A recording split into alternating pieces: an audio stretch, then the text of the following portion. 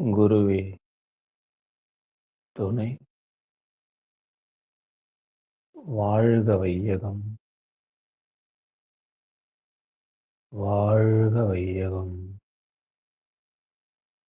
வாழ்க வளமுடன். குரு வாழ்க. குருவே துணை.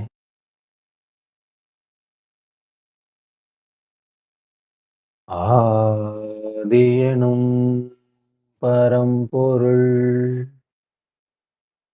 மெய்யெழுச்சி பெற்று அணுவென்ற உயிராகி அணுக்கள் கூடி மோதி இணைந்து இயங்குகின்ற நிலைமைக்கேற்ப மூலகங்கள் பலவாகி அவை இணைந்து ஏதித்த அண்ட கோடிகளாய் மற்றும் பிறப்பு இறப்பு இடை உணர்தல் இயக்கமாகி பிறப்பு இறப்பு இடை உணர்தல் இயக்கமாகி நீதி நெறி உணர் மாந்தராகி வாழும் நிலை உணர்ந்து தொண்டாற்றி இன்பம்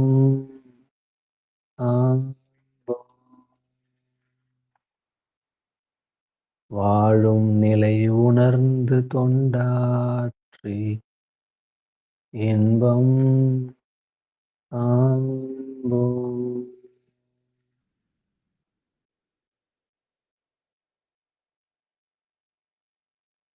எல்லாம் வல்ல ஆதிநிலையாய் எங்கும் நிறைந்திருக்கிற படைப்பாற்றலை நினைவு கூறுகிறோம், பணிந்து வணங்குகிறோம். இந்த உலகின் நன்மைக்காய் வாழ்ந்த அனைத்து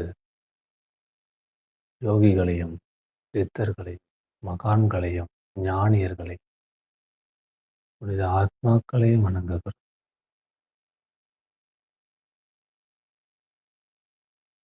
மனம் அனைத்தையும் உணர அமைதியோடு இருக்கிறது. கவனித்துக் கொண்டு மூடிய கண்களோடு நிவர்ந்த உடலோடு கோர்க்கப்பட்ட விரல்களோடு சம்மணமிட்டு அசைவின்றி அமர்ந்திருக்கிறோம். இந்த அமர்வை சுற்றிலும், இந்த இருப்பை சுற்றிலும் பிரபஞ்சம் முழுவதும் தெய்வீக சக்தியின் இருப்பு எங்குமே அலையலையாய் வீசிக்கொண்டிருக்கிறது. நம் உடலிலும் உயிரிலும் பாய்ந்து நிரம்பிக்கொண்டே இருக்கிறது. நம்மை வாழ்வித்துக் கொண்டே இருக்கிறது. தெய்வீக ஆற்றல் நம் உடலிலும் உயிரிலும் அலையலையாக பாய்ந்து உடலின் ஒவ்வொரு செல்லிலும் நிறம் இரவும் பகலும் எல்லா நேரங்களிலும் எல்லா இடங்களிலும் எல்லா தொழில்களிலும் உறுதுணையாகவும் பாதுகாப்பாகவும் வழி நடத்துவதாகவும் அமையுமாக. தெய்வீக உணர்வோடு தாய் தந்தையரின் முழு உருவத்தை பார்த்து வணங்குகிறோம். அவரின் ஆசைகளாய் நம்மை நிரப்பிக் கொள்ளுகிறோம்.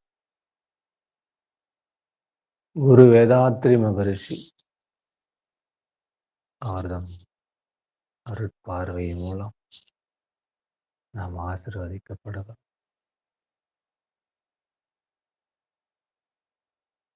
ஒரு உணர்வோடு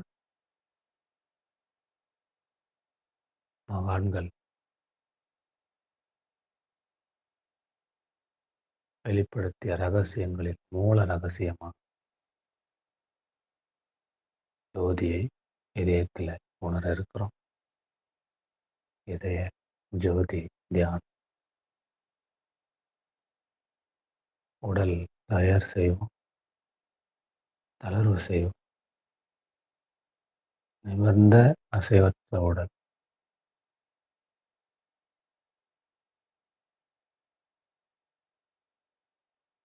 பூமியிலிருந்து ஒரு ஆகர்ஷண சக்தி மெதுவாய் மேலெழும்பி நம்மை நிரப்புவதாக. உடல் தளர்வடைய வேண்டுமானால் பூமி நம்மை ஆசிர்வதிக்க வேண்டும். பூமியின் ஆற்றலால் நம்மை அது ஆசிர்வதிக்கட்டும். மெதுவாய் பூமியிலிருந்து எழும்புகிற ஆற்றல் நம் கால்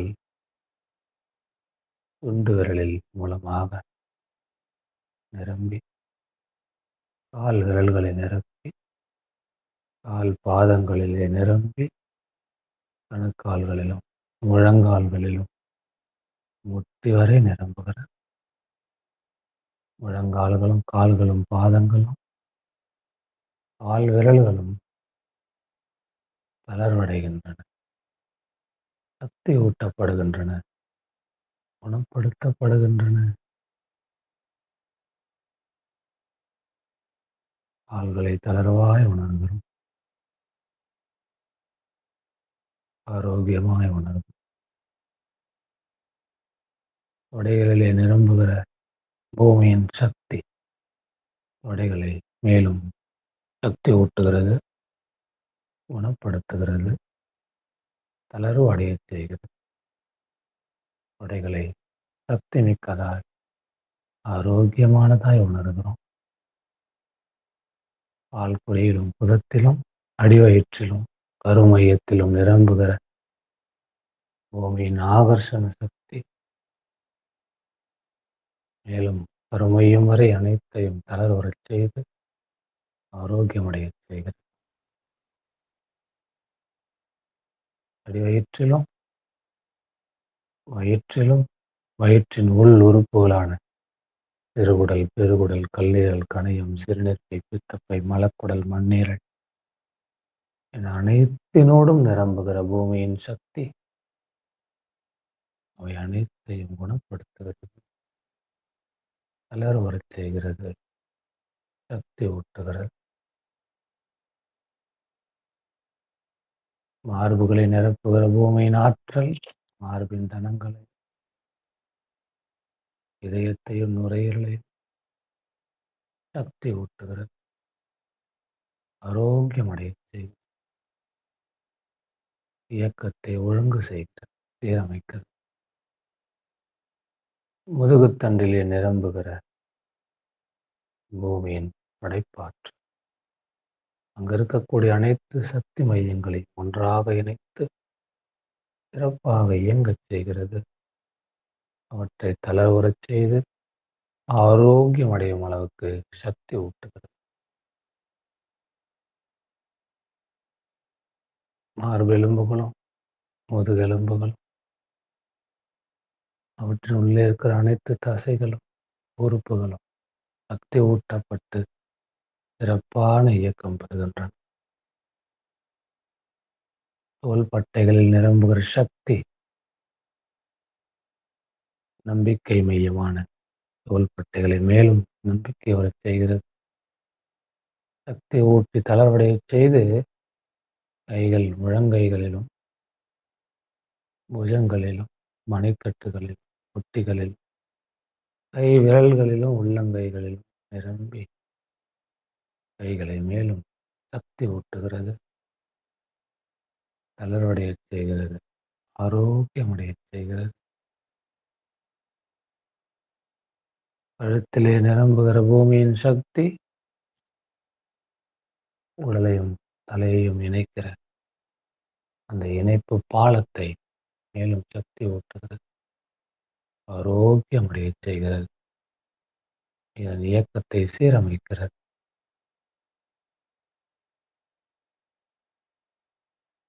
தாடையிலும், கன்னங்களிலும், உதடுகளிலும், பற்களிலும், நாக்கிலும் நிரம்புகிற பூமியின் சக்தி அவற்றின் இயக்கத்தை ஒழுங்கு செய்கிறது. நாசிகளிலும், கீழ் இமைகளிலும், கண்ணின் வெண்ணிற படலத்திலும், கருமணியிலும், இமைகளிலும், உருவங்களிலும், காதுகளிலும், நெற்றியிலும், மூளை செல்களிலும், பிடரியிலும், முடிகளிலும், தலை முழுவதும் நிரம்புகிற பூமியின் ஆற்றல் சிரசின் ஆற்றலை மேம்படுத்துகிறது. அதன் இருப்பை மேலும் சக்தி மிக்கதாய் மாற்றுகிறது. அதன் ஆரோக்கியத்தையும் சிந்தனா சக்தியையும் தன் இயற்கையோடு இணைத்துக் கொள்ளுகிறது. உச்சி முதல் பாதம் வரை உடல் முழுவதும் இந்த மண்ணின் சக்தியால் தளர்வுறச் செய்யப்பட்டு சக்தி ஊட்டப்பட்டு முழு ஆரோக்கியத்தோடு இருக்கிறது. ஒவ்வொரு உறுப்பின் இயக்க ஒழுங்கும் சீரமைக்கப்பட்டுள்ளது. ஒவ்வொரு செல்லும் தூண்டப்பட்டு அதன் இயக்கங்கள் மேலும் வலுப்படுகின்றன. ஆரோக்கியமாய், சக்தியாய் நாமே பூமியாய் உணர்கிறோம். பூமி தாய்க்கு நன்றி உணர்வோடு உடல் இந்த பூமியின் பரிமாணமாய் இருப்பதை உணர்ந்து நன்றி.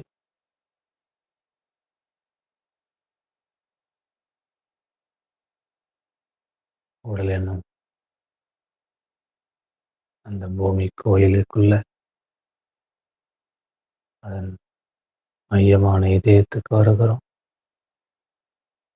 இதயம்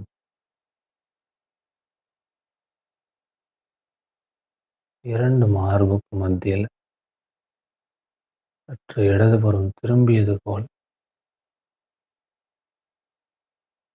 உயிர் இயக்கத்தை கட்டுப்பாட்டில் வைத்திருக்கிற சக்தி மையம். அன்பு, கருணை, இரக்கமை இதயத்தை கவனிக்கிறோம். கவனிக்கையில இதயத்திலிருந்து ஒரு ஒளி புறப்படுகிறது.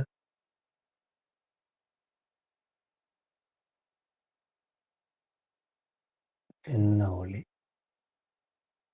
மேலும் மேலும் பிரகாசம் அடைந்து கொண்டே வருகிறது. இதய சூரியன் பிரகாசமடைந்து இதய ஜோதியாய் திகழ்கிறது. இதயத்தின் ஜோதியை தரிசிக்கிறோம்.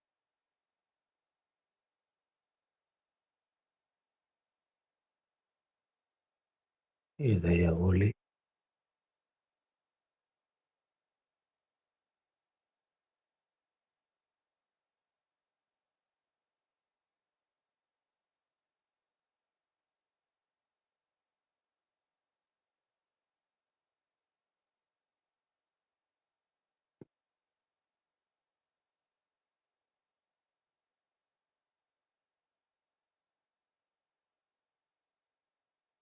அமைதியாய் இதய ஒளியை ஆழ்ந்து உணர்வோம்.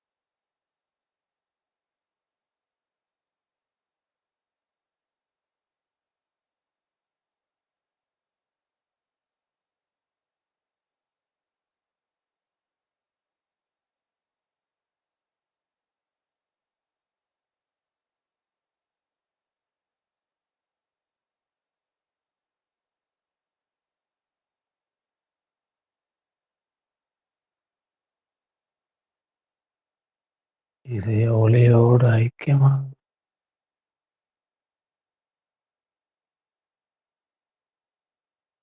உணர்வுகள் அனைத்தும் இதய ஒளியோடு இணைந்து கொள்ளட்டும்.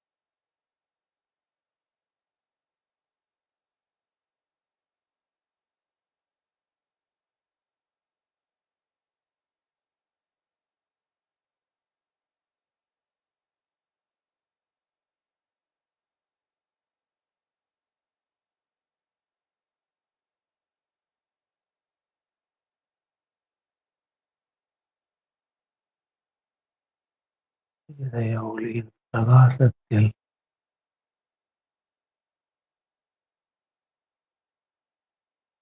இதயம் நிரம்பி இருக்கிறது.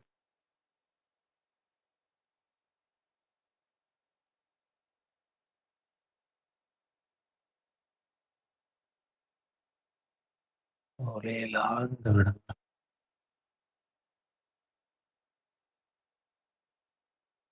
ஜோதியோடு ஐக்கியமாகிவிடும்.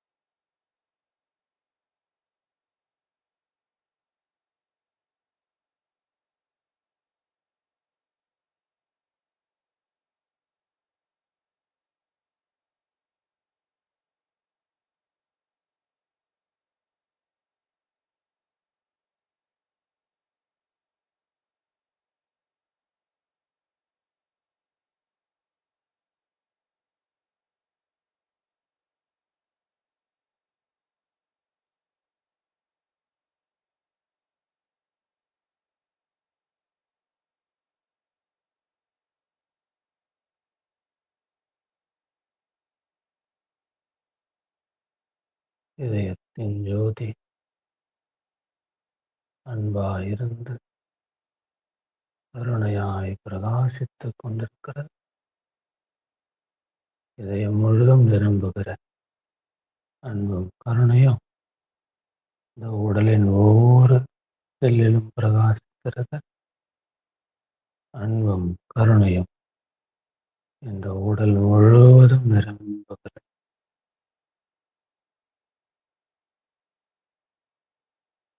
இதய ஒளியின் பிரகாசம் உடல் முழுவதும் நிரம்பி அன்பையும் கருணையையும் பிரதிபலிக்கிறது. உடலே ஒளியாய், அதன் அலையே அன்பாய் உடலை சுற்றி எங்கும் பரவுகிறது. உடலே ஜோதியாய், அதன் எண்ணமே அன்பாய் உடல் சுற்றி எங்கும் பரவுகிறது. நம்மை சுற்றிலும் அன்பும் கருணையும் நிரம்பி இருக்கிறது. இதய ஜோதி, இதய சூரியன்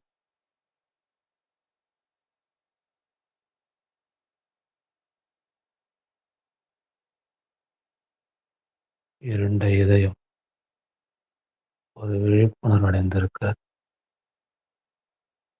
அதிலும் ஒளி அன்பும் கருணையுமாய் நிரம்பிக் கொண்டிருக்கிறது.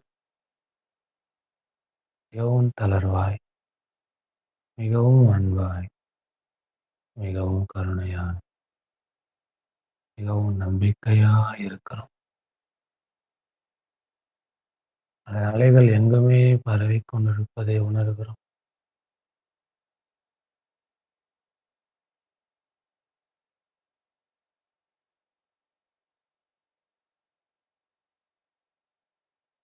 இந்த உயர்ந்த மனநிலையில அப்படியே அமைதி அடைவோம்.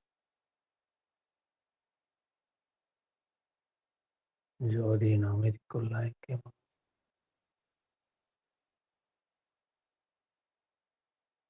பேரறிவாகிய ஜோதி, அதனுள்ளே இருக்கக்கூடிய பேரமைதி,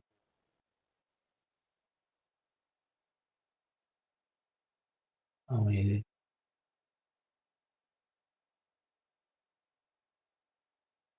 அமைதி,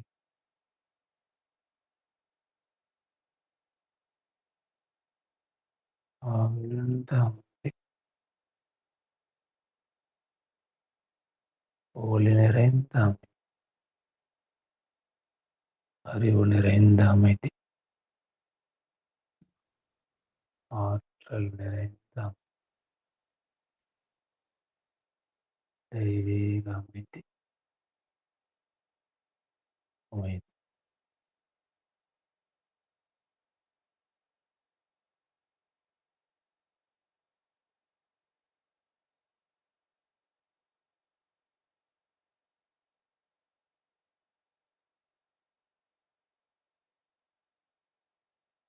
சங்கல்பம், அமைதி உணர்வில் சங்கல்பத்தை மனக்காட்சிப்படுத்தி நிறைவேற்றிக் கொள்ளுகிறோம். அழகாய் எண்ணம் போல் நிகழ்வதை பாவனை செய்கிறோம்.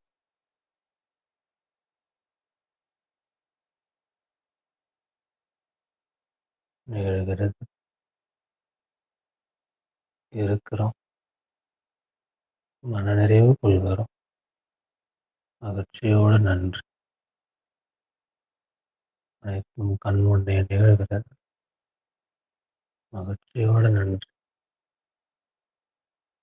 அனைவரின் சங்கல்பமும் நிறைவேறி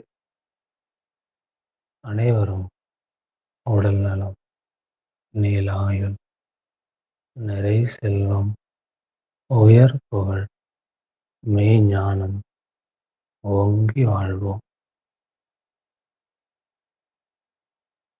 நீல நிற இந்த பூமிக்கோளை நினைந்து வாழ்க வையகம், வாழ்க வையகம், வாழ்க வளமுடன். நான் எனது வாழ்நாளில் எல்லோருடைய உடலுக்கும் மனதுக்கும் இன்பமே விளைவிப்பேன். துன்பப்படும் அனைத்து உயிர்களுக்கும் என்னால் முடிந்த உதவிகளை செய்வேன். வாழ்க வையகம், வாழ்க வையகம், வாழ்க வளமுடன். ஓ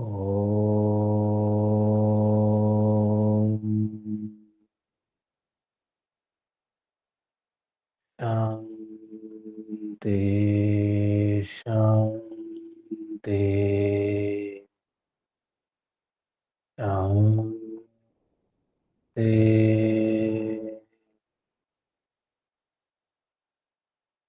நிறைவு.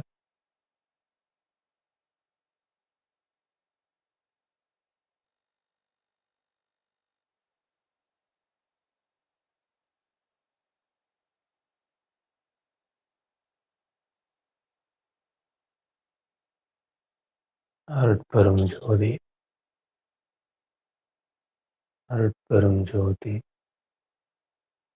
தனி பெரும் கருணை, அருட்பெரும் ஜோதி.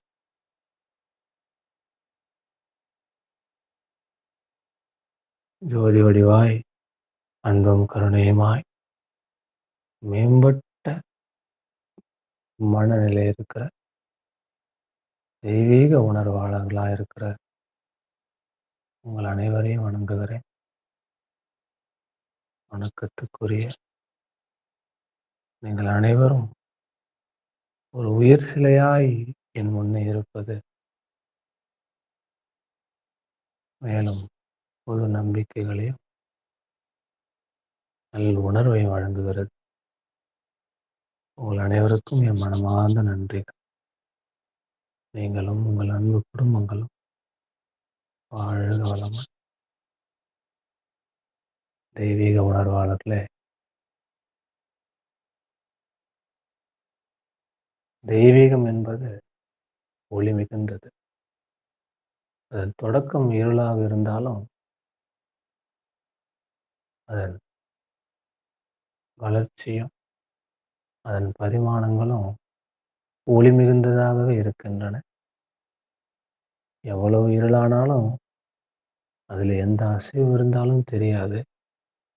அந்த இருள் தன் அழுத்தத்தின் மூலமாக தன்னை இவ்வளவாக படைத்து கொண்டது, மாற்றிக்கொண்டது. அவையெல்லாம் அசைகின்றன. இந்த அசைவிலே தோன்றுகிற ஒளி அனைத்தையும் நிர்மூலமாக்குகிறது, வெட்ட வெளிச்சமாக்குகிறது. இருள் என்பது அறியாமையும், ஒளி என்பதே அறிவும் இங்கே பிரகடனப்படுத்தப்படுகின்றன. இந்த ஒளியே இதயத்தினோடு இருந்து நிகழும்போது அது அன்பும் கருணையுமாய் அனைத்துயிர்க்குமாய் தன்னை பிரகாசித்துக் கொள்ளுகிறது. இவையெல்லாம் தத்துவங்கள் அல்ல, இவைதான் உண்மைகள். இவையெல்லாம் வெறுமனே சத்சங்கமோ பிரசங்கமோ அல்ல, இவையெல்லாம் தான் வாழ்க்கை. இந்த வாழ்க்கை இவ்வளவு பரிமாணங்களைத்தான் கொண்டிருக்கிறது. இதுதான் உண்மை. நெடுதூரம் பயணம் செய்து விட்டதால உண்மை தங்கிவிட்டது. எனவே உண்மை நோக்கி திரும்புகிற பாதையில இவையெல்லாம் நமக்கு வெளிச்சம் ஊட்டுகின்றன. நிச்சயம் உண்மைக்கு வந்து விடுவோம். நிச்சயம் வந்து விடுவோம். நீண்ட தூரம் இல்லை. மனம் திரும்புங்கள், பரலோக சாம்ராஜ்யம் சமீபத்தில் இருக்கிறது. ஜீசஸ். நீங்க மனம் திரும்பினீங்கன்னா அந்த உண்மை பேருண்மைன்னு சொல்றாரு வருஷம். அந்த பேருண்மை ரொம்ப பக்கத்துல இருக்கு. உங்கள் மனம் திரும்பி இருக்கு. அப்படியே ஒரு யூ-டர்ன் போட்டுது. ஒரு அடி எடுத்திருக்க தேவையில்ல. இருந்த இடத்திலேயே மனம் திரும்புங்கள். அதே பைபிள் இன்னொன்னு சொல்லுது. அமைதியாய் அமர்ந்திருந்து நானே தேவன் என்பதை உணர்ந்து கொள். Just sit and realize I am the Almighty. நானே என்பது ஜீசஸை குறிக்காது. யார் அமர்கிறாரோ அவரே.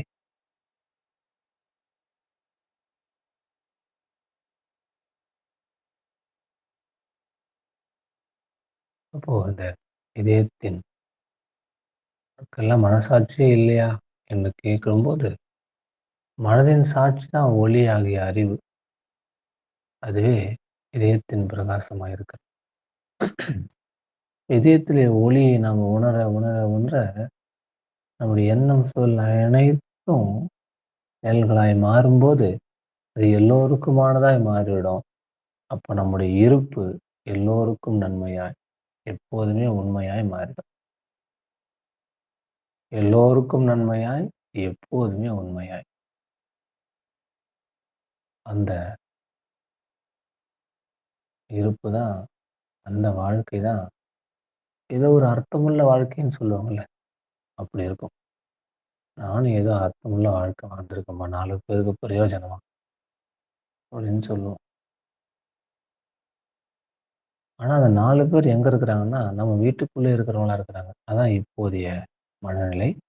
இந்த மனநிலையில தான் ஜீசஸ் மனம் திரும்பச் சொல்றார். மனம் திரும்புங்கள். வீட்டையே பார்த்துக்கிறீங்க. திரும்புனீங்கன்னா உலகம் இருக்கு. இந்த பக்கம் திரும்புனா வீடு 800 சதுரடி. அந்த பக்கம் திரும்புனா உலகம்.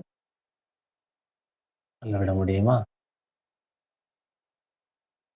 உலகமே உங்களை நோக்கி பார்த்துக் கொண்டிருக்கையிலே, நீங்கள் திரும்பியதை பார்த்துக் கொண்டிருக்கிறீர்கள். இந்த ஒட்டுமொத்த உலகமும் உங்களுக்கு வழங்காததையா நீங்கள் உங்கள் வீட்டுக்குள்ளே அனைவருக்கும் வழங்கிவிட முடியும்? உலகமே உங்களுக்காக அனைத்தையும் வழங்கிக் கொண்டிருக்கிறது. அதற்கு முதுகை காண்பித்துக் கொண்டு, நீங்கள் உங்கள் சிற்றறிவிலே இந்த குடும்பத்துக்கு ஏதோ கொடுத்துக் கொண்டிருக்கிறீர்கள். சற்று திரும்புங்கள். உலகம் வழங்குவதை அப்படியே உங்கள் வீட்டுக்கும் கொடுத்து விடலாம். மனம் திரும்புங்கள். சின்ன யூ டர்ன் தான்.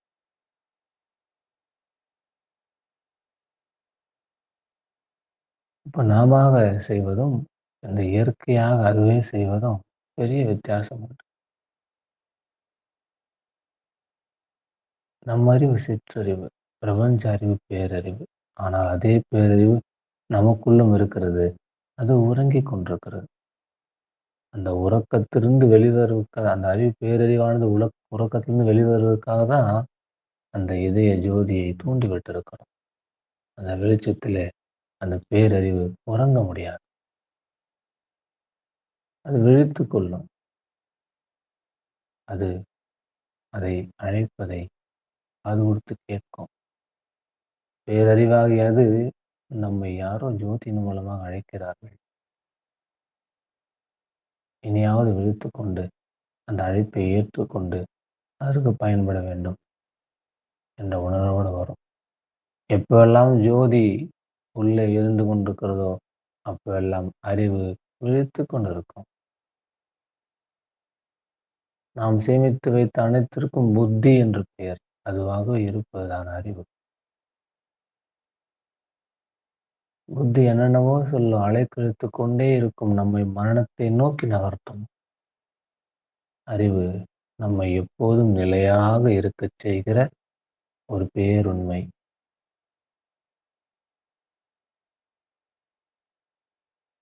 வெற்றி, தோல்வி, அகங்காரம், ஆணவம், மகிழ்ச்சி, துன்பம், ஏழ்மை, வறுமை, பகைமை, ஆட்சி அதிகாரங்கள், ஆரோக்கியம், நோய் இவை அனைத்துமே நம் புத்தியின் விளைவு. நாம் கற்றுக்கொண்டதன் விளைவு. ஆனால் பேரறிவு என்பது இவை அனைத்தையும் நீக்கிய பேரமைதியை கொடுக்க வல்லது. பேராற்றலோடு இருக்க வல்லது. மரணமிலா பெருவாழ்வை நல்கக்கூடியது. மரணமிலா பெருவாழ்வு சொன்னா இந்த பூமியிலேயே பல ஆயிரம் வருஷங்கள் வாழ்ந்து விடுவது அல்ல. இந்த உடல் இல்லையென்றாலும் இந்த உணர்வு எப்போதும் நிலைத்துக் கொண்டிருக்கும். மரணமிலா பெருவாழ்வு வள்ளலார் தான் அந்த சென்டென்ஸை சொல்றாரு. நம்மை அறியாமலே அருட்பெருஞ்சோதியை சொல்லுகிறோம். வள்ளலார் எப்போதும் நினைவில் இருக்கிறார். அவருடைய அகவல் பாராயணம் செய்யப்படுகிறது. இப்ப பாருங்க, வள்ளலார் மரணமிலா பெருவாழ்வை ஏற்றிருக்கிறார். அவர் இருப்பு இங்கே இருக்கிறது.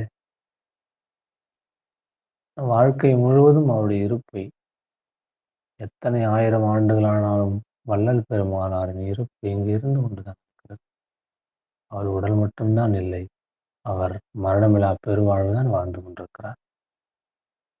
பெரும் தலைவர்களும், பெரும் மகான்களும், பெரும் யோகியர்களும், இந்த உலகுக்கு நன்மை செய்தவர்கள் அனைவரும் மரணமில்லா பெருவாழ்வை எட்டியிருக்கிறார்கள். மீண்டும், மீண்டும் அவர்கள் பெயர் உச்சரிக்கப்பட்டுக் கொண்டே இருக்கின்றன. அவருடைய செயல்கள் இப்போது புதுமையான செயல்களாக செய்யப்பட்டுக் கொண்டே இருக்கின்றன. இன்னமும் ஜோதி எரிந்து கொண்டுதான் இருக்கிறது. எனவே அந்த மரணமில்லா பெருவாழ்வை அவர்களுக்கு வழங்கியது அவர்களின் பேரறிவு அருட்பெரும் ஜோதி. அந்த பேரறிவினுடைய பயணம் செய்யும். அப்போதான் நம்ம இரண்டொழுக்க பண்பாடு சொல்றோம். நான் எனது வாழ்நாளிலே எல்லோருடைய உடலுக்கும், மனதுக்கும் இன்பமே விளைவிப்பேன். எல்லோருக்கும் நன்மையாய் எப்போதும் உண்மையாகவே வாழ்வேன். துன்பப்படும் அனைத்து உயிர்களுக்கும் என்னால் முடிந்த உதவிகளை செய்வேன். அனைத்து உயிர்களும் வாழ்வதற்கான உதவி. அவை துன்பப்படும் போது அதிலிருந்து மீட்டெடுப்பதற்கான ஒரு மீட்பராக மாறிவிடுங்கள். அன்பும் கருணையும் தான் உங்களை மீட்பராக மாற்றும். இயேசு எப்போது இந்த துன்பத்தில் இருப்பவர்களை மீட்கப் போகிறார்? எவ்வளவு பேரை மீட்கப் போகிறார்? அவரே நேரடியாக மீட்பாரா? இல்லை. அவர் அனைவரும் இதயத்திலிருந்தும் இருந்து கொண்டு அவர் அருகில் இருக்கும் அனைத்து துன்பத்தில் இருப்பவர்களை மீட்டுக் கொண்டுதான் இருக்கிறார். நாமும் மீட்கப்பட வேண்டும். நம்மால் பலரும் மீட்கப்பட வேண்டும். துன்பத்தில் மீட்பர். நாமே அந்த மீட்பர்.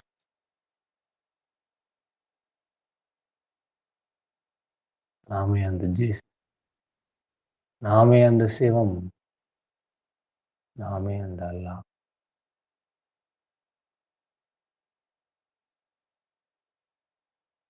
அதற்கு தான் அறிவை முன்னிறுத்த வேண்டும் எல்லாத்துக்கும். எதுவா இருந்தாலும் அறிவை முன்னிறுத்தி விட்டீர்களேயானால் அங்கு வேற எந்த உதவியும் தேவைப்படாது. அறிவே மாபெரும் சக்தி. அறிவே பேருண்மை. அறிவுபூர்வமா இயங்குங்க. உங்கள் அறிவையும் ஆற்றலையும் முழுமையாக பயன்படுத்துங்க. அறிவும் ஆற்றலும் எங்கெல்லாம் பயன்படும் அங்கு மட்டும் இருங்கள்.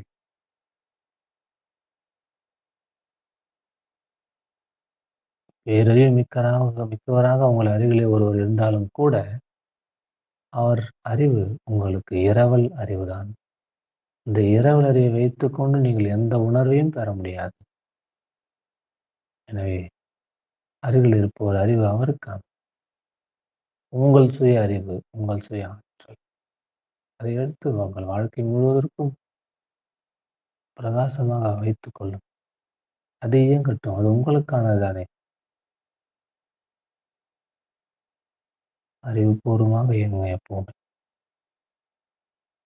எப்போதுமே. ஒன்று அறிவு, இன்னொன்று புத்தி, ஆசை.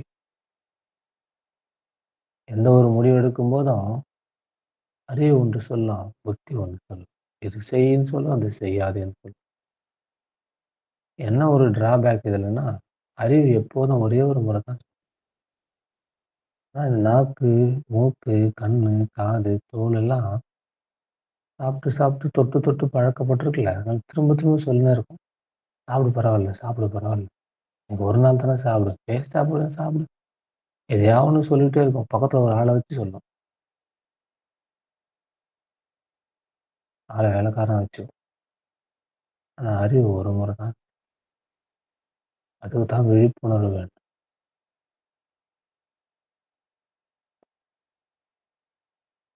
விழிப்புணர்வோடு இருக்க, இருக்க நாம் அறிவு சொல்றத கேட்கறது போய் நாமே அறிவா மாறிடும்.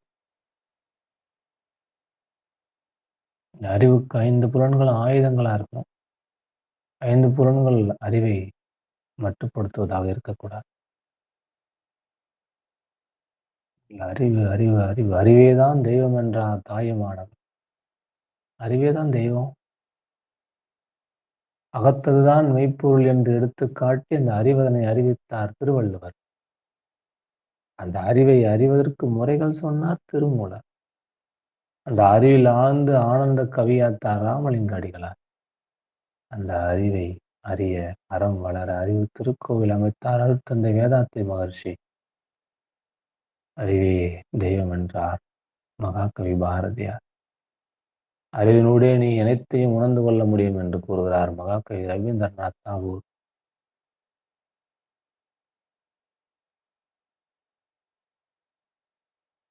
அறிவை அற்றம் காக்கும் கருவி என்கிறார் ஔவையார். அற்றம்னா துன்பம். அறிவே அற்றம் காக்கும் கருவி.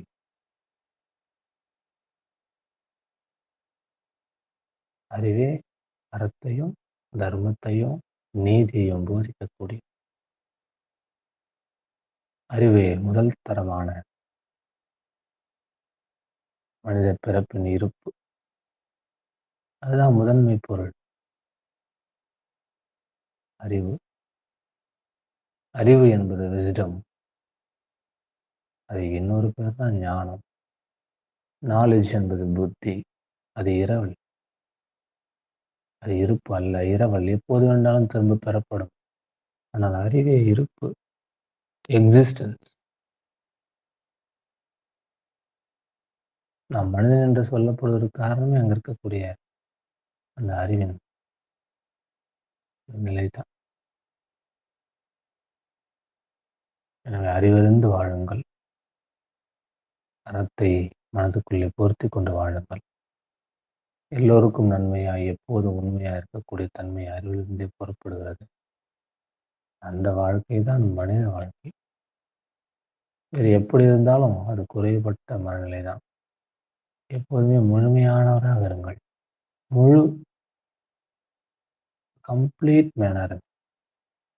Complete man.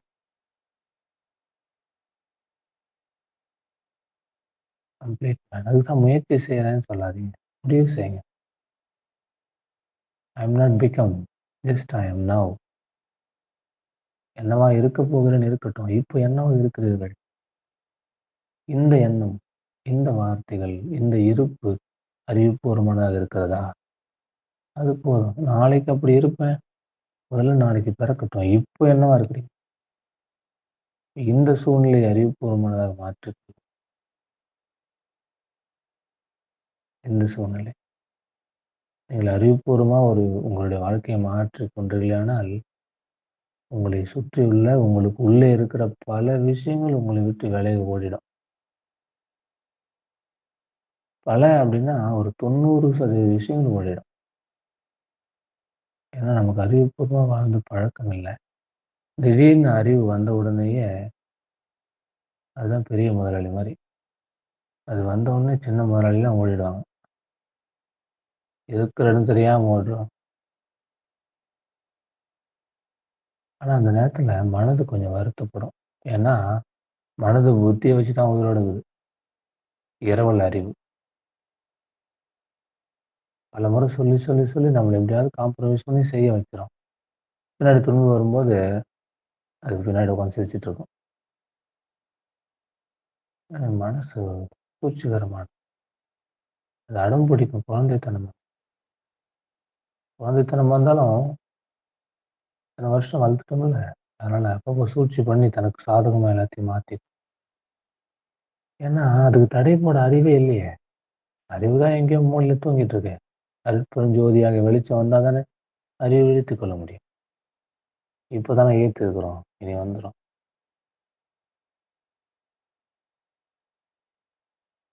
அறிவு யாரையும் அடிமையாக்காது. ஆனால் அறிவுக்கு அடிமையாவது நல்லது.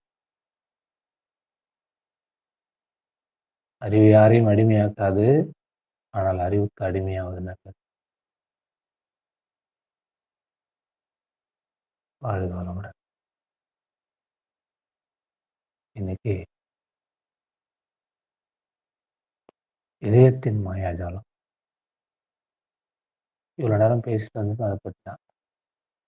இதய ஜோதி. நண்பர்களே, இப்போ அறிவு அறிவு நம்ம சொல்லிட்டு இருக்கிற அந்த புத்திசாலித்தனம் நம்ம படித்த, கேட்ட, பார்த்த, அனுபவித்த விஷயங்கள் எல்லாமே தான் நம்ம வாழ்க்கையாக இருந்து கொண்டிருக்கிறது. இவை அனைத்திலிருந்தும் நல்லவற்றை பிரித்தோமானா, அந்த நல்லவை தான் நமக்கு மகிழ்ச்சியாக இருக்கிறது. அது யாரோ கொடுத்ததாக இருக்கலாம், இல்ல நாமாவே உற்பத்தி பண்ணதா இருக்கலாம், நாம பலருக்கு கொடுப்பதாக இருக்கலாம். எது மகிழ்ச்சி? மகிழ்ச்சி பரஸ்பரம் நம்மால் பெறப்படுகிறது, நாம் இருக்கிறோம், நம்மிலிருந்து பலருக்கு கொடுக்கிறோம். இந்த 3 பரிமாணங்களை கொண்டிருக்கிறது மகிழ்ச்சி. இந்த 3 பரிமாணங்கள் எப்போது இருக்குமானா, அதுக்கு பேர் தான் வாழ்க்கை. இப்ப மகிழ்ச்சி பாருங்க, மகிழ்ச்சி. நம்ம இப்ப இருக்கக்கூடிய புத்திசாலித்தனம், இப்ப இருக்கக்கூடிய அறிவுலாம் இருக்குல்ல, படித்த அறிவுலாம். இதுல ரொம்ப ஜீனியஸாக நம்ம இருக்கிறோம்னு வச்சுக்கோங்க. PhD scholar. ஒரு பிஹெச்டி ஸ்காலர மீட் பண்ணுங்க. பர்ட்டிகுலரா பிசிக்ஸ் அண்ட் மேத்தமேட்டிக்ஸ். மேத்தமேட்டிக்ஸ் அம்மா இருக்காங்க. இவங்க பிஹெச்டி ஸ்காலரா இருப்பாங்க. 4த் இயர் ஆஃப் கம்ப்ளீஷன். நீங்க அந்த 4வது ஆண்டு இல்ல 3வது ஆண்டு அவங்கள போய் பார்த்தீங்கன்னா, அவங்க சிரிக்கிறத மறந்திருப்பாங்க. அதை விட ஒரு பிஹெச்டி ஸ்காலர் 10 வருஷமா புரொஃபஸரா ஒர்க் பண்ணிட்டு இருக்காரு ஒரு காலேஜ். அவர போய் மீட் பண்ணுங்களேன். ஒரு ஒரு இன்டலெக்சுவலா இருப்பாரு அவரு. அந்த இன்டலெக்சுவலிட்டி அவர் முகத்துல அந்த அறிவு அப்படியே நம்ம அறிவுன்னு சொல்றாங்க. அது உண்மையான அறிவு இல்ல. அந்த அறிவு அப்படியே பிரதிபலிக்கும். அந்த லாகர்தம் அந்த அந்த மேத்தமேட்டிக்கலி எல்லாமே அப்படி பார்த்தீங்கன்னு சொன்னா, இந்த பிசிக்ஸ் அது மேத்தமேட்டிக்ஸ் பரவால்ல. பிசிக்ஸ்குள்ள போனீங்கன்னு வச்சுக்கோங்களேன், அது நானு விளையாட்டா சொல்லுவேன். தப்பா நினைச்சுக்காத யாராவது இங்க இருந்தீங்கன்னா, ஒரு 10 இயர்ஸ் ஆஃப் எக்ஸ்பீரியன்ஸோட இருக்கிற ஒரு பிசிக்ஸ் பிஹெச்டி ஸ்காலர நீங்க கல்யாணம் பண்ணிட்டீங்கன்னா, அது தற்கொலைக்கு சமமா இருக்கும் பல நேரங்கள். பல நேரங்கள். இந்த ரிஜிடிட்டி அப்படி இருக்கும். Tight face. பாருங்க தற்கொலைக்கு சமமா சொல்றேன். அங்க என்ன இருக்கும்? அது ஒரு லாகரிதம் இருக்கும். அங்க ஒரு சார்ட் இருக்கும். அங்க ஒரு ஃபார்முலா இருக்கும். அந்த ஃபார்முலாக்குள்ள வாழ்றது இருக்கு பாருங்க. ச்சே! ஏன்டா பிறந்தோம்னு ஆயிடும். அதுதான் புத்திசாலித்தனம். அதத்தான் நம்ம இன்டலெக்சுவல்ன்னு சொல்றோம். ஆக்சுவலா உண்மையிலேயே இன்டலெக்சுவல்ஸ் இருக்காங்க. நாங்க ஹிஸ்டரி படிக்கும்போது இன்டலெக்சுவல் ஹிஸ்டரி ஆஃப் தமிழ்நாடுன்னு ஒரு பேப்பர். அதுல வந்தவலாம் யார் தெரியுமா? பாரதியார், அண்ணா, வள்ளலார், ஞானிகள், மகான்கள்லாம் அதுல இருப்பாங்க. அதான் intellectual history of the Tamil. இப்போ இன்டலெக்சுவல்னு யார சொல்றோம்னா, இந்த படிப்பாளிகளை சொல்லுறோம். இரவல் அறிவு. எல்லா பிசிக்ஸ் ஃபார்முலாவும் தெரியும். But without any research. PhD scholar. இந்த ரிசர்ச் பேப்பர்லாம் ஜஸ்ட் அது எல்லாமே கூட இரவல் அறிவு தான். பிசிக்ஸ் ஃபார்முலாவ நீங்க எடுத்து அப்ளை பண்ணி, எஸ் என்று நிரூபிக்கிற அளவுக்கு எஸ்ன்னு நம்ம சொல்லும்போதே, அது ப்ரூஃப் பண்ண மாதிரி. ப்ரூஃப்லாம் பண்ணியிருக்க முடியாது. ப்ரூஃப் பண்றதுன்னா வாழ்ந்து காமிக்கிறது. Every action there is an equivalent and opposite reaction அப்படின்னு ஒரு பிசிக்ஸ் ஃபார்முலா. எல்லா வினைக்கும் நேரான எதிர்வினை உண்டு. நியூட்டன்ஸ் 3 லால. அப்ப அந்த லாவ அந்த பிசிக்ஸ் படிச்சவரு அப்ளையே பண்ண மாட்டார். நீங்க பார்த்தீங்கன்னா தெரியும். அவரால தான் ரிசர்ச் பண்ணிருப்பார். Newton 3 law, study of Newton's 3 லான்னு போட்டு ரிசர்ச் பேப்பர சப்மிட் பண்ணியிருப்பார். 4 வருஷம் பண்ணி 150 பக்கத்துல பேப்பர் சப்மிட் பண்ணியிருப்பாரு.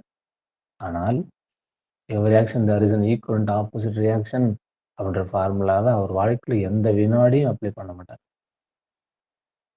இதுதான் இன்னைக்கு இருக்கக்கூடிய குறை அறிவோட ரிசல்ட். குறை அறிவுன்னு சொல்லும்போது நம்ம அறிவுன்ற வார்த்தைய பயன்படுத்தக்கூடாது. இது ஒரு புத்திசாலித்தனம். இது இரவல் வழங்கப்பட்ட செய்திகள். செய்திகள் தான். நம்ம அறிவுன்னே சொல்ல முடியாது. ஒரு ரேரா சில பேர் இருப்பாங்க. பிசிக்ஸ் பிஹெச்டி படிச்சவங்க கூட சிரிக்கிறாங்க ஒருத்தன்னா, அவன் உண்மையாவே பிசிக்ஸ் படிச்சிருக்கான். பிசிக்ஸ் தமிழ்ல சொல்லி பாருங்களேன். சூப்பரா இருக்கும். பிசிக்ஸ் மாரி ஒரு அற்புதமான வார்த்தை தமிழ்ல கிடையாது. இயல்பு இயல். இயல்பியல். இங்க இயல்பா என்ன இருக்கோ, அத பத்தின ஒரு இயல் தான் படிப்பு தான் பிசிக்ஸ். ஆனா அத படிச்சு யாருமே இயல்பா இல்லன்றது தான் உண்மை. இயல்பியல். வேற எந்த பாடமுமே வேற ஏதோ ஒண்ணா இருக்கும். தமிழ், இங்கிலீஷ், சப்ஜெக்ட்லாம். ஆனா பிசிக்ஸ் பாருங்க, இயல்பு இயலா படிக்கிறோம். இந்த உலகம் எப்படி இயல்பாக சுழன்று கொண்டிருக்குது. இந்த மரம் ஏன் நின்னுட்டு இருக்கு? இந்த கிளை ஏன் சாஞ்சுட்டு இருந்து கீழ விழாம இருக்கு? ஒரு பந்து மேல போட்டா ஏன் கீழ வருது? நம்ம எப்படி பூமி சாஞ்சு சுத்தி கொண்டு தான் நடக்கிறோம்? எப்படி சட்டைய மாட்டுனா ஒரு கம்பியில ஆங்கர்ல தொங்கிட்டு இருக்கு? இயல்பு. சாப்பாடு தண்ணீல ஊற வச்சா ஏன் வந்து சோறு அந்த அரிசி சாஃப்ட்டா மாறிடுது? அதில தீ மூட்டினா எப்படி அது சாப்பாடா மாறுது? தீக்குச்சிலேருந்து தீ எப்படி வருது? இயல்பு இதெல்லாம் இருக்குதுங்க. இதெல்லாம் எப்படி? அவ்வளோ இயல்பான விஷயங்களோட ஆழமா பயணம் செய்றோம்னா, அதெல்லாம் பயணம் செய்து, பயணம் செய்து நம்மளே பிசிக்ஸ் தப்பா நினைக்காதீங்க. இப்ப இருக்கிற கல்வி எல்லாத்தையும் தந்தீன்னே சொல்ல முடியாதுன்னு ஒரு சப்ஜெக்ட் மட்டும் எடுக்கிறேன். அதான் மேக்ஸிமம் சப்ஜெக்ட். எவ்வளோ இயல்பை படிக்கிறாங்களோ, அந்த அளவுக்கு அவங்க இயல்பில்லாததா மாறிடுறாங்களே! அதான் இங்க உண்மையா இருக்கு. அதான் உண்மையா இருக்கு. நீங்க இலக்கியங்கள் படிக்கிற யாரையுமே வந்து நீங்க இலக்கியங்கள் கொஞ்சம் அடுத்த லெவல்ல ஹிஸ்ட்ரி இருக்கும். இதெல்லாம் படிக்கிறவங்கள நீங்க ரிஜிடாவே பார்க்கவே முடியாது. பைத்தியக்காரனாவே இருப்பாங்க. இவ்ளோ படிச்சுக்கிற லூசு மாரி பேசுறேன்னு சொல்லுவாங்க. ஹிஸ்ட்ரி படிச்சவங்க, தமிழ், இங்கிலீஷ் படிச்சவங்கலாம் தமிழ் படிச்சவங்கலாம் அவங்களும் கொஞ்சம் ரிஜிட் ஆயிடுவாங்க சில நேரங்கள்ல. ஏன்னா யாருக்குமே தமிழ் தெரியலன்னு ஒரு விரக்தி அவங்களுக்குள்ள இருக்கும். அதில ரிஜிட் ஆயிடுவாங்க. அது மாரி நெறைய பேர் இருக்காங்க. எங்க கூட இருக்காங்க. தமிழ், தமிழ், தமிழ்னு பேசி தமிழ கொலை செய்வாங்க. அவ்ளோ பிஹெச்டி படிச்சிருப்பாங்க தமிழ். இதெல்லாம் என்னன்னா, செய்திகளை அதிகமாக நமக்குள்ளே திணித்து வைத்துக்கொண்டு, உண்மையை கொஞ்சம் கூட மதிக்காம நம்ம பண்ண அனைத்து ஆராய்ச்சிகளும் செய்திகள் தான். நம்ம உலகத்துல ஆராய்ச்சி பண்ண வேண்டிய அவசியமே இல்ல ஆக்சுவலா. இங்க எல்லாமே அப்பட்டமா குடுத்துருக்காங்க. சித்தர்களும், மகான்களும். திருமந்திரத்துல சொல்லாதது எவனுமே சொல்ல முடியாது. எல்லா பிசிக்ஸும், எல்லா கெமிஸ்ட்ரியும், எல்லா பயாலஜியும், எல்லா மேத்தமேட்டிக்கல் கால்குலேஷன்ஸும் திருமந்திரத்துல இருக்கு. இந்த 3000 பாட்டு சொல்லாதத சத்தியமாக வேற யாருமே சொல்ல முடியாது. அது புரியாதனால தான் கொஞ்சம் புரியுது திருவாசகம். அவ்வளோதான். வேற என்ன ரிசர்ச்? அந்த ஆள் ரிசர்ச் பண்ணாத நம்ம பண்ண போறோம்.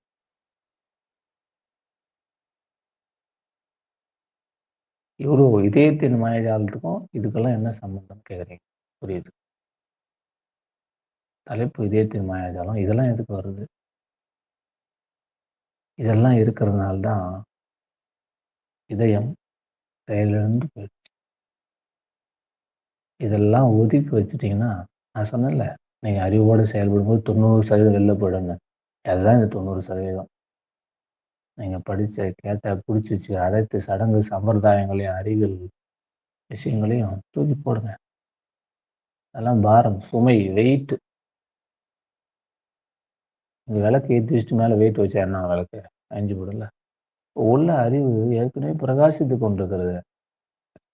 நீங்க எல்லாத்தையும் உள்ள போடுறீங்க.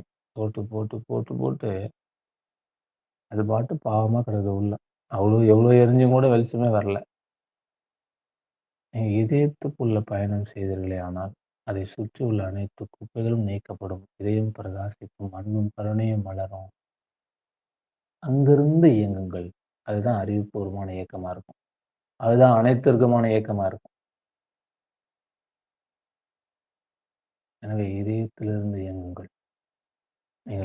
நீங்கள் அனைத்து செய்திகளையும் வைத்து அந்த செய்திகள் மூலமா வாழாதீங்க.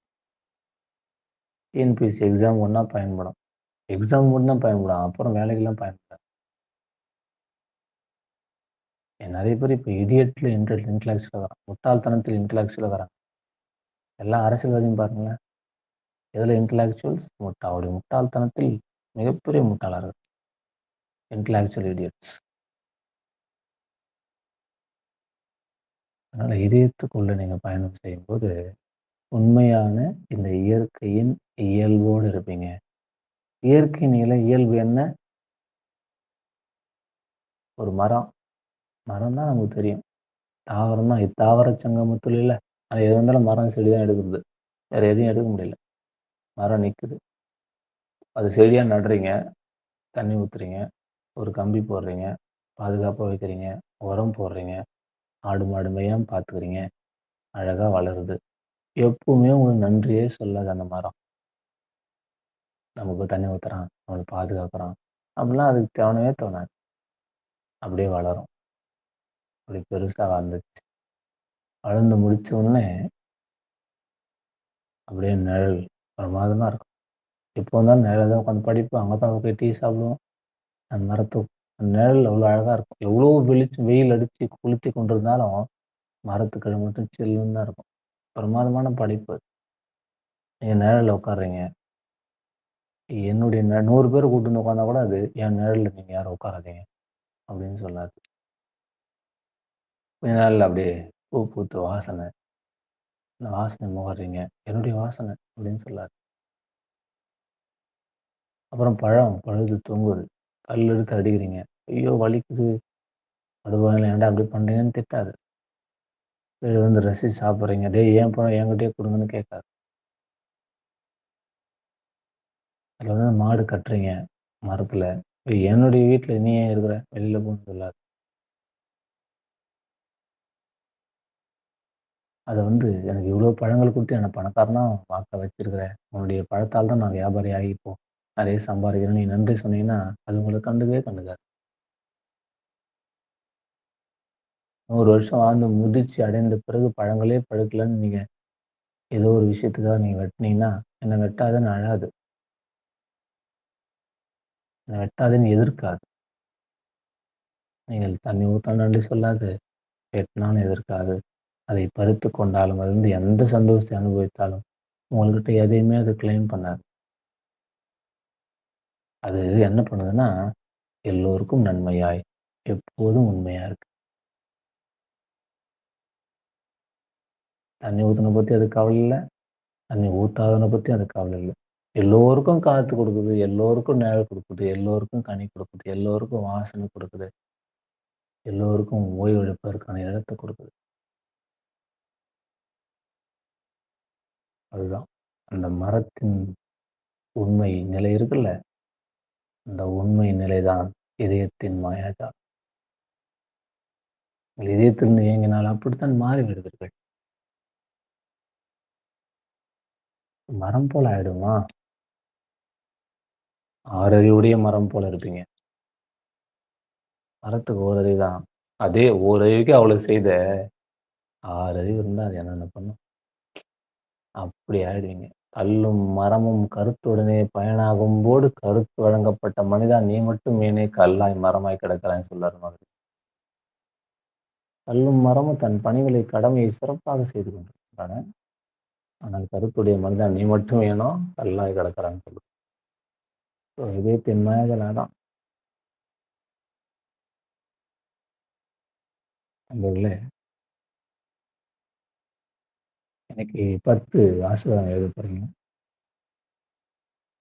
10 ஆசீர்வாதம் எழுதும்போது, உங்கள் வலது கைய எடுத்து இதயத்து மேல வைங்க. நன்றியை இதயத்திலிருந்து உணருங்கள். ஆசீர்வாதத்த எழுதுனா மட்டும் பத்தாது, திரும்ப படிச்சு நன்றிய உணரணும்னு சொல்லியிருக்கிறோம்.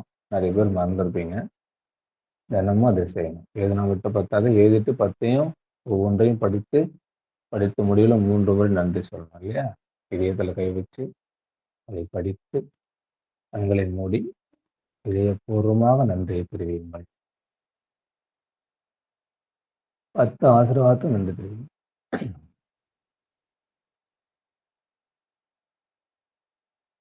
இந்த நாள் முழுவதும் எதற்கெல்லாம் நீங்கள் நன்றி தெரிவிக்கிறீர்கள்? நெறைய நன்றி உங்களுக்குள்ள இப்ப பழக்கமாயிட்டு இருக்கும். எல்லாத்துக்கும் நன்றி சொல்ல ஆரம்பிச்சிருப்பீங்க. ஆனால் இப்போது முதல் இதயத்திலிருந்து சொல்லுங்க. வாய்ப்பு இருந்தால் இதயத்தில கை வச்சு சொல்லுங்க. இதயப்பூர்வமா நன்றி. மனப்பூர்வமான நன்றி. நம்ம மனம் வந்து நம்மள எப்படி குழப்பிட்டே இருக்குன்னு சொன்னேன்ல. நீங்க மனப்பூர்வமா நன்றி சொல்ல, சொல்ல, சொல்ல மனம் நன்றி உணர்வுமிக்கதா மாறிடும். அது சூழ்ச்சி பண்ணல அந்த சூழ்ச்சி தன்மைலாம் அத விட்டு விலகி போயிடும். மனம் கூட தூய்மையானதா மாறிடும். அதான் மன வளக்கலை. இது தியானம்ன்றது மனதை வளப்படுத்துகிற கலை. எல்லா நன்றியும் இதயத்திலிருந்து சொல்லுங்க. வேலைக்கு, தொழிலுக்கு, சட்டைக்கு, சூப்புக்கு, செருப்புக்கு, சாப்பாட்டுக்கு,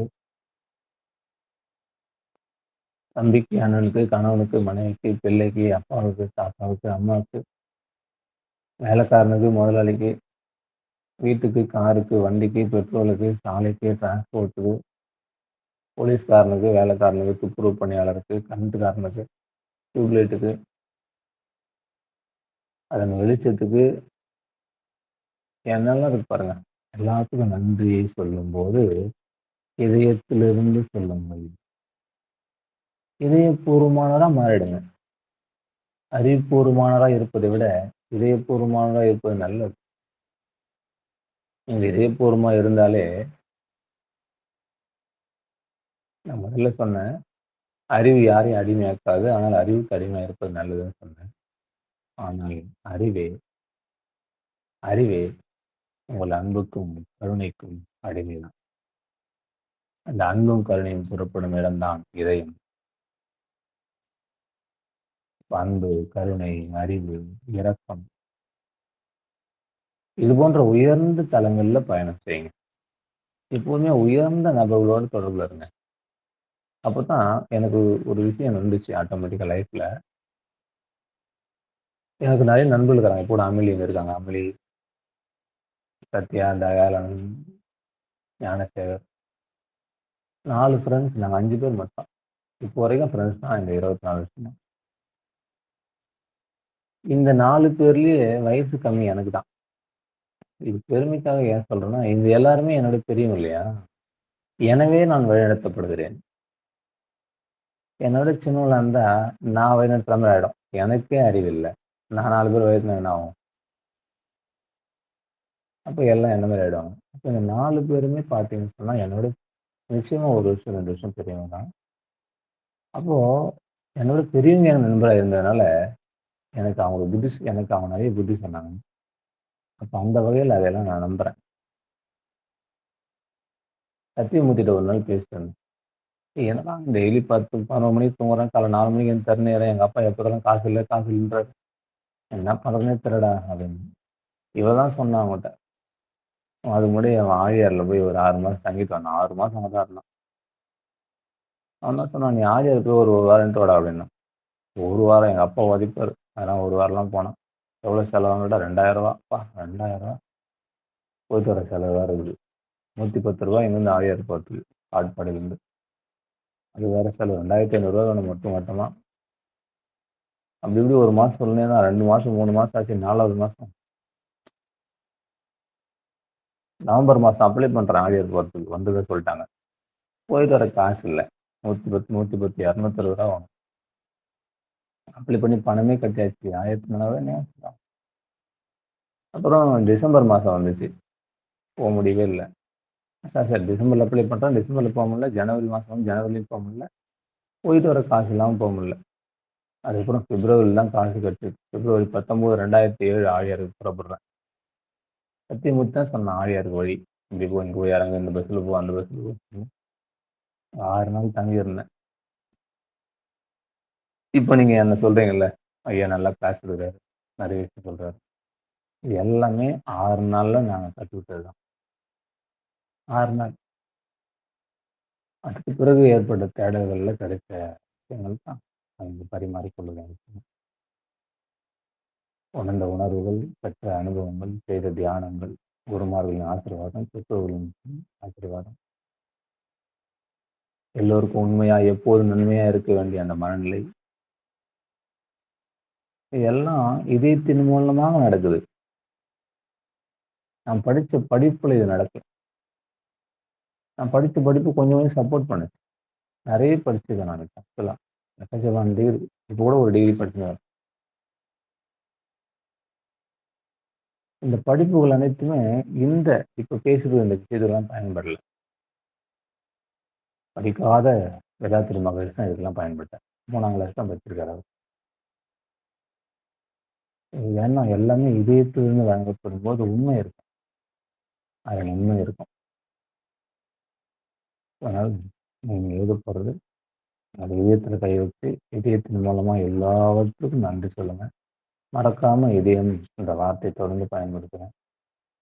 இதயத்தோடு இருந்து நீங்கள் இயங்கும்போது அன்பும் கருணையுமாக தான் இருப்பீங்க. உங்களுக்கு அனைத்து வழங்கப்படும். உங்களால் அது அனைவருக்கும் வழங்கப்படும். இவ்வளோதான் லைஃப். உங்களுக்கு அனைத்து வழங்கப்படும். உங்களால் அனைத்தும் அனைவருக்கும் வழங்கப்படும். அதுதான் எல்லோருக்கும் மென்மையா, எப்போதும் உண்மையா. ஸோ அதான் இன்னைக்கு உங்களுக்கு வழங்கப்பட்ட ஆசீர்வாதம். இதை பிரித்துக் கொள்ளுங்க. எப்போதும், இன்னைக்கு மட்டும் இல்லை, எப்போதும் இதயத்தின் மூலமாக இயங்குங்கள். கோடிக்கணக்கான பணங்கள் இல்லை என்றால் சில லட்சங்கள் மூலமாக நீங்கள் மகிழ்ச்சியாக வாழ முடியும். மகிழ்ச்சியாக வாழ்றதான் குறிக்கோள். அது கோடியா, லட்சமா, 100, 500 கிடையாது. மகிழ்ச்சியாக வாழ்ற அந்த விஷயம் உங்களுக்கு நடந்துடும். சந்தோஷமா இருங்க. வாழ்க வளமுடன். நன்றி. ஐயா நன்றி. வாழ்க வையகம், வாழ்க வளமுடன். ஐயா இதயபூர்வமான நன்றி ஐயா. இதயபூர்வமா நன்றி ஐயா. ஐயா நன்றிங்க ஐயா. வாழ்க வளமுடன். நன்றிங்க ஐயா. வாழ்க வளமுடன். வாழ்வுடன் சார். நன்றி நன்றி நன்றி சார். நன்றி ஐயா. இதயபூர்வமான நன்றி ஐயா. மகிழ்ச்சி ஐயா. இதயபூர்வமா நன்றிமா. நன்றி ஐயா. வாழ்க வளமுடன். நன்றி நன்றி நன்றி. நன்றி ஐயா.